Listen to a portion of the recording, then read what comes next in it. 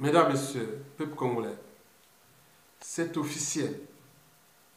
Maître Dupont-Moretti serait déjà à la cour du roi Louis XVI congolais, le dictateur Denis Sassou Nguesso et sa mariée Antoinette. Souvenez-vous de la Java de Saint-Tropez en mai 2013, où Marie-Antoinette fêtait ses 70 ans, avec à la clé 5 millions d'euros liquides de la souffrance du peuple congolais, des comptes publics congolais dépensés que pour faire la fête. Oui, quand l'immoralité dépasse même l'idée même des sociétés et de la civilisation, on se retrouve là. Oui, vous savez que tant que l'Afrique noire ne sera pas debout, l'homme noir ne sera jamais respecté partout dans le monde. Quand vous avez ces mauvais, trop mauvais pour être utile aux enjeux même déjà de la respectabilité interraciale, n'oublions pas le but même de la condition humaine et sociale de ces peuples, et même existentiel. On se dit que l'avenir de l'Afrique à cette échelle, de l'Afrique francophone, est incertain. Mesdames, Messieurs, oui, vous souvenez-vous que certains disent aujourd'hui que le bilan du colonialisme français est moins catastrophique que la France-Afrique. Oui, le colonialisme français a sévi en Afrique francophone entre les années 1880 à 1960. Bon, on n'a pas intégré le bilan de bouchers, des bouchers, c'était de la boucherie, de la Première Guerre mondiale, du chemin de fer Congo-Océan et de la Seconde Guerre mondiale, bien sûr. Mais quand on voit aujourd'hui, au vu du bilan déjà de ces 50 dernières années de la France-Afrique, on dit que le bilan est catastrophique au niveau humain, social, économique, politique, sur tous les plans. On est d'accord? Mesdames, Messieurs, peuple congolais, nous avions appris que Maître Dupont-Moretti serait à Brazzaville en ce moment. Donc, ce qu'est la toile et les médias sociaux, il faut voir sur les métadonnées, Facebook, Twitter, autres. Bon, les gens appellent déjà, ils appellent ça la journée du 29 mars 2018, c'est pour Tintin au Congo. Eh bien oui, Maître Moretti à Brazzaville, selon les mêmes sources, qu'il aurait reçu 350 000 euros, donc plus de 400 000 $. Vous imaginez, presque un demi-million. Parce qu'en comptant, il faut bien ajouter à cela le coût de son séjour. Hein, voilà, et aux frais, bien sûr, de la dictature. Et on parle de 2 chauffeurs et de 3 gardes-corps mis à sa disposition dès ce soir. Et des dîners à la cour du roi, à la présidence de la dictature, seront réservés à lui. Oui, monsieur Leblanc, viens condamner Sénégal. Nous sommes les citoyens, nous travaillons pour vous. La France peut être détruite. Avec sa force, l'Afrique peut détruire les Africains. À cette échelle de la France-Afrique. Et qu'est-ce que ça peut faire? Et venez, vous êtes le meilleur. Vous venez. Voilà. C'est ça le fait voulu. Pour que ce procès de la légitimation de la dictature antisociale et criminogène puisse avoir ses effets. Et ça marche. Mais pour combien de temps encore? Mesdames, Messieurs, oui. Donc, Maître Dupont-Moretti aura même la possibilité de faire du tourisme à Oyo et à Pointe-Noire à volonté. À volonté. Au moment où 90% de la population est dans la merde totale. Et le dictateur a pris ses priorités. Préserver coûte que coûte son pouvoir. Il s'agit bien sûr d'un processus de conservation du pouvoir. N'a rien à faire. On est dans le non-droit, on est dans l'immoralité, c'est-à-dire l'immoralité en termes du mal contre le bien, le non-droit, c'est-à-dire la loi du plus fort, de la gêne, de la sauvagerie, de la sélection naturelle et compagnie. On n'est plus au stade de l'humanité ni de la civilisation. Maître Dupont-Moretti n'est pas parvenu en France ici et donner des cours de leçons de moralité ou de droit à des humains qui sont au stade de la civilisation. Mais non, sinon vous êtes zéro, sinon on donne les repères aux autres. Qu'est-ce que Maître Dupont-Moretti et ses acolytes vont faire là-bas? Donc le monde devient un bazar. Donc on peut aller défendre celui qui tue les gens, qui massacre le pays, qui fait ce qu'il veut. Donc ça devient des repères moraux. Donc la problématique de cette Java, cette mascarade judiciaire est d'abord politique, puisqu'il s'agit d'un processus de conservation du pouvoir. Mais aussi juridique, puisqu'on est dans le non-droit. Et aussi moral, puisque l'immoralité est là. Oui, nous sommes complètement dans la honte, le processus de la honte et du déshonneur. Donc vous venez de remarquer que la situation de cette France-Afrique à l'échelle congolaise devient presque structurellement et potentiellement problématique quant à la survie des uns et des autres en termes de droits et des libertés fondamentales et aussi du but même de la condition humaine ou existentielle. Le dictateur a ses priorités. Un peuple aux arrêts. Un pays sous occupation. Il ne fait qu'à sa tête. Mais le peuple a tous les derniers mots. Je suis sûr et certain. Mais le problème que nous laissons aux autres qui après viennent dire « Ah oui, jouez plus les émotions ». Pendant Sassou Nguesso là, jusqu'à sa chute, et jusqu'à 10, 20 ans, 30 ans après, jouez plus les émotions, la raison. La raison doit se trouver autour du droit. Le strict du droit. Les droits civils, les droits pénals, les droits correctionnels. L'administration judiciaire et pénitentiaire. Le devoir de mémoire. L'État et son autorité. Les enjeux stratégiques et géostratégiques majeurs à venir. Donc nous sommes là dans une guerre de domination, non seulement du clan Sassou Nguesso contre le peuple, mais on vit seulement de conserver le pouvoir, mais aussi du rôle et des missions qui lui ont été attribuées au sommet de la pyramide France-Afrique et des réseaux francs-maçonniques et qu'il assure bien volontiers contre ce peuple noir de merde, puisqu'ils ne sont pas capables de se défendre. Qu'est-ce que ça peut faire? Mesdames, Messieurs, peuple congolais, vous l'aurez compris que la situation, la chute du dictateur Sassou Nguesso est à la fois dur et passionnant.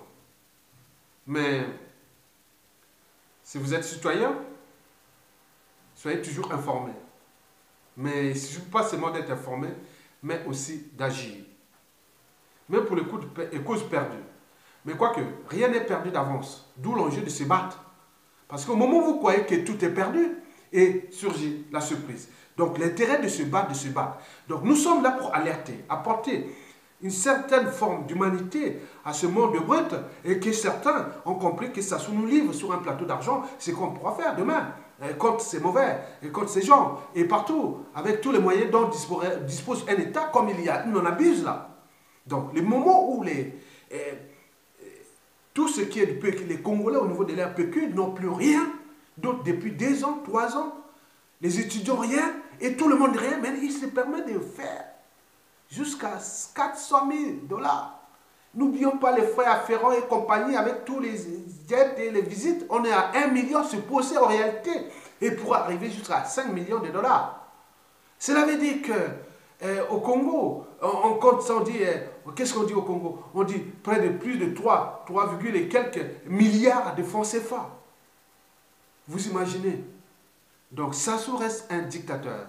Sassou se bat pour la conservation du pouvoir. Et comme l'a expliqué le jeune Camerounais qui nous a expliqué ça dans sa vidéo, disant que nous sommes dans le processus de conservation du pouvoir et qui est identique à celle qu'on a toujours vue partout au Gabon, au Congo-Brazzaville, au Congo Kinshasa, au Togo et partout dans toute l'Afrique francophone qui aujourd'hui regroupe le plus grand nombre de dictateurs du continent. 2 tiers des dictateurs en Afrique. Si vous cherchez une dictature sauvage, barbare, antisociale, équinogène, allez directement en Afrique francophone. Et pourquoi ça?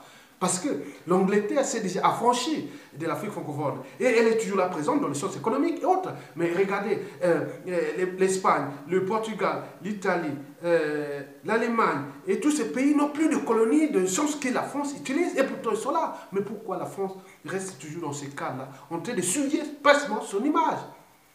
Et sa mauvaise réputation à cette échelle, ne comptons pas sur ce que la France vont aux yeux du monde, qui est la France, mais à l'échelle africaine, la France a désormais une mauvaise image, tant au niveau de cette génération sacrifiée par ces dictateurs qui l'ont TP dans le sens de maintenir son rang mondial à cette échelle. Mais cela ne va plus durer. Si la France ne pompe pas, ne se rend pas compte au niveau du changement de ses mentalités, habitudes et comportements, en tenant compte des retours d'expérience que l'Allemagne, l'Angleterre, le Portugal, l'Espagne et tous les autres ont fait. Donc on peut rentrer dans une dynamique France-Afrique nouvelle, dans le sens simplement des libertés politiques et dynamisme économique. On peut tout repenser, c'est un processus. Mais si vous commencez à jouer à ce jeu, nous avançons pas à pas vers un suicide collectif entre la France et ses ex-colonies francophones. Oui, rien n'est immuable. Mais là-bas, les gens ont tout perdu. Ils n'ont plus rien à perdre. C'est la France qui a tout à perdre. Parce qu'il reste que les détonateurs. Donc, vous remettez ça en tête que il y a une volonté générale africaine qui veut que la France puisse changer ses mentalités. Mais on aurait pu le faire. Mais parce qu'il y a des mauvais qu'ils ont placés là-bas, qui utilisent la violence, la barbarie et ces formes de procès stalinien pour conserver, écoute que coûte le pouvoir, comme l'a dit le jeune Valsero, un artiste camerounais d'une intelligence supérieure, éprouvée et confirmée. Écoutez, et je vous remercie et à bientôt. Peuple congolais, continuez toujours de lutter, mais écoutez le message de ce jeune artiste camerounais, Valsero, qui est d'une intelligence vraiment supérieure, mais il éveille, alerte déjà la conscience de ces Africains francophones et aussi, oui, il éveille des consciences. Donc sans conscience, on n'est rien. Oui, ce qui nous différencie fondamentalement des animaux, c'est que c'est d'abord la conscience. On est conscient de nos habitudes et comportements, de notre situation et comportement. Si on n'est pas conscient de ça, on peut pas agir, on devient des esclaves et des animaux. Donc on ne veut pas être des animaux. Donc vous devez vous battre, chercher des solutions, ce n'est qu'un processus. L'esclavage a duré bien longtemps. Nous sommes passés par le colonialisme. Aujourd'hui, nous sommes en plein cœur du néocolonialisme et qui est entretenu à 99% par les Africains eux-mêmes. Parce que c'est comme une prédisposition génétique à la soumission-attitude, parce que ce genre de soumission, on ne le voit pas chez les Arabes, ni chez les Indiens, Indo-Pakistanais, Asiatiques et autres. Non, on le voit que chez nous. Certains peuvent dire que c'est un problème culturel. Non, mais il y a des gens qui ont étudié ici, qui ont vécu ici, et quand ils repartent là-bas en Afrique, ils reviennent comme plus des monstres, comme si c'est comme un effet d'entraînement, une prédisposition immuable et compagnie. Sinon, ça cesserait.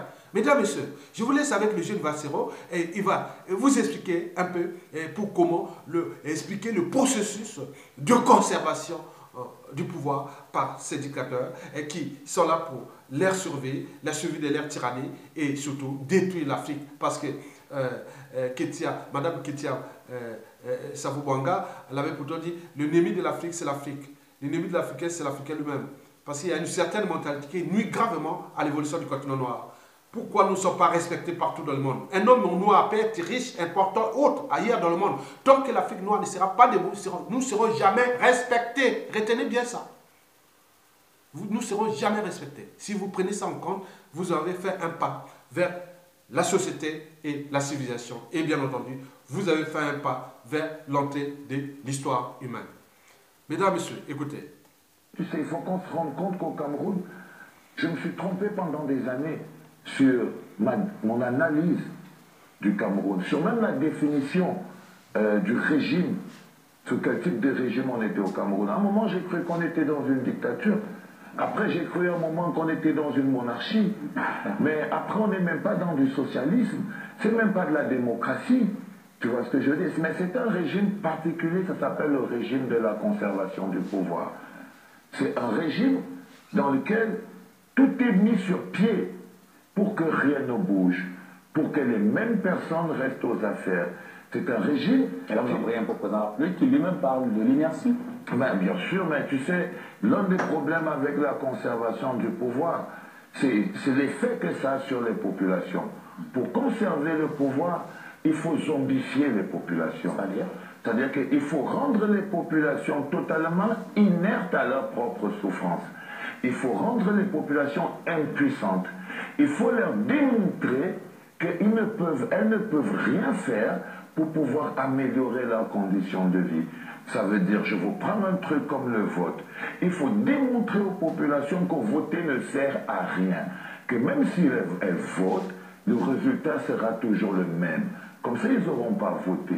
Il faut orienter la créativité quand on est dans un contexte de conservation du pouvoir. C'est-à-dire que l'art et la culture ne doivent pas marcher, parce que ce sont des mécanismes de libération des peuples. Alors, et qui peuvent être, à contraire, aussi des mécanismes d'endoctrinement du peuple. Donc, si vous êtes dans la logique de conservation du pouvoir, vous devez utiliser l'art pour endoctriner le peuple. Ça voudrait dire qu'il faut très vite mettre de côté le côté éducation, le côté formation qui existe dans la musique, et mettre en avant le côté divertissement et le côté dépravation des mœurs. Et il faut démontrer aux artistes que, ben voilà, si vous faites ce type de musique, vous pouvez être des stars dans votre environnement, mais si vous faites cet autre type de musique, ça n'arrivera jamais. Donc tout d'un coup, vous pouvez faire une chanson qui dit « pays tue les jeunes », avoir une démarche et tout ça. Vous ne changerez pas que quand vous allez dans une boîte de nuit, il y a au moins 50 chansons qui commencent par, je sais pas moi, Maman Chantal Biya, la mère des orphelins, Paul Biya, le père des orphelins, un ministre, Laurent Machin, le cœur du pays, des petites choses comme ça. Et il faut à tout prix orienter la créativité pour que tous les autres artistes qui viennent et qui veulent faire de la musique sachent quelle direction il faut prendre pour pouvoir s'en sortir dans notre... J'ai décidé de vivre et de supporter les coups, parce qu'il faut bien se rendre compte que vivre en marge d'un processus bien normal qui veut que tu es une star, quand tu as fait une chanson débile, tu es allé chanter à l'école des gamins là-bas à la présidence, et tu as fait ta photo avec Samuel Eto'o sur Facebook, donc tout d'un coup tu es devenu une star. Quand tu travailles dans ce genre de contexte, il faut très bien que tu te rendes compte que ben voilà, ces genres de choses ne doivent pas te toucher. Ça ne doit pas te frustrer parce que c'est tout à fait normal. C'est-à-dire qu'aujourd'hui, c'est un peu comme quand vous voyez tous ces jeunes dans les bars, que ce soit à Douala, que ce soit à Yaoundé, quand vous voyez tous ces jeunes qui décident qu'ils ne votent pas, ils sont à la place où la gestion et le contexte de conservation de pouvoir veut qu'ils soient. Parce que si les jeunes sortent des bars, si les jeunes s'intéressent à la politique, si les jeunes deviennent intelligents, si on libère la créativité, alors on met un mur sur le mouvement de zombification. Parce que le mouvement de zombification, ceci de particulier, c'est que ça transforme des jeunes en des sourds. Vous pouvez parler, dire, faire tout ce que vous voulez, c'est déjà des zombies. Et après 32 ans, c'est tout à fait normal que tu dises à un jeune, mon frère, est-ce que tu sais qu'il est quand même important qu'on aille s'inscrire sur une liste électorale? Et tu dis que mon ami, ça va servir à rien. C'est normal que tu croises un jeune dans la rue et tu lui dis, tiens, et si on créait notre propre parti politique, juste pour les emmerder, et qui te dit, oh, moi, les histoires de la politique, je veux rien avoir avec ça. C'est très facile que tout le monde dise, je ne veux même pas aller là-bas, parce que c'est les riches qui partent là-bas. Quand vous avez mis les jeunes dans cette situation d'impuissance, d'impossibilité à actionner un quelconque levier eux-mêmes pour pouvoir faire quelque chose de bien de leur vie, alors il y a de fortes chances que vous avez maintenant la population dont vous avez besoin pour pouvoir diriger sans problème. Ah oui, c'est de ça dont je vous parle. Je vous parle de cette capacité à détruire toute forme de prise de conscience. C'est-à-dire que ce n'est pas comme si les jeunes n'écoutaient pas. Mais ils sont tellement découragés, ils ont tellement été mystifiés, on leur a tellement prouvé leur impuissance et leur incapacité à faire quelque chose pour leur propre développement, qu'à chaque fois, même des concepts qui sont clairs, appliqués dans tous les pays du monde, on va vous dire qu'au Cameroun, ça ne marche pas. Si tu fais une campagne pour dire aux jeunes, inscrivez-vous sur les listes électorales, les jeunes vont te dire, non, on t'a payé pour que tu viennes nous faire voter. Donc quand on a détruit toute forme de cohérence dans l'esprit, parce que c'est de ça qu'il s'agit, il s'agit de cohérence. Alors on vit dans un monde d'incohérence au Cameroun. C'est un peu comme vous pouvez voir une institution comme la CONAC. Dans un contexte de conservation du pouvoir, vous avez la CONAC, mais vous n'aurez jamais un procès en corruption. C'est-à-dire, vous avez des institutions, mais qui ne servent à rien. Vous avez le football, mais vous n'avez que l'équipe nationale. Parce qu'elle a ceci de particulier, c'est qu'elle passionne les gens. Mais le fondamental, tous les Camerounais s'en foutent qu'il n'y ait pas de championnat. Mais si les Lions peuvent gagner une Coupe d'Afrique, il n'y a pas de problème. Le président et son régime de conservation du pouvoir vont capitaliser sur eux. S'il y a un petit chanteur qui a réussi à avoir 10 millions de vues sur YouTube avec un petit tube pornographique, il peut aller chanter, voir le ministre de la Culture, parce que le ministre de la Culture va dire « Ah, c'est mon fils, c'est un enfant du Cameroun ». Il va te dire partout où je pars, je représente le Cameroun. Si je pars dans un endroit, je représente le Cameroun. Si je fais ceci, je représente le Cameroun. C'est pour ça que vous voyez tous ces artistes en train de couvrir la tête avec le drapeau à l'aéroport comme des idiots. Parce qu'ils ne se rendent pas compte qu'ils pratiquent leur métier dans un contexte de conservation du pouvoir. On n'a pas un système et une politique culturelle qui permet à un artiste de vivre au Cameroun.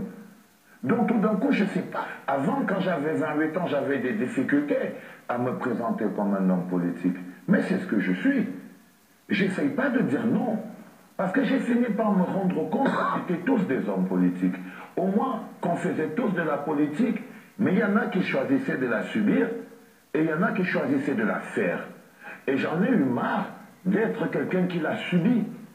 Parce que mon niveau intellectuel, ma capacité de compréhension de la société, l'impact que j'ai sur les populations ne me permettent plus de rester dans mon coin, de vivre dans mon petit confort d'une société civile où les gens se mettent plein les poches et vivent sur la misère des autres.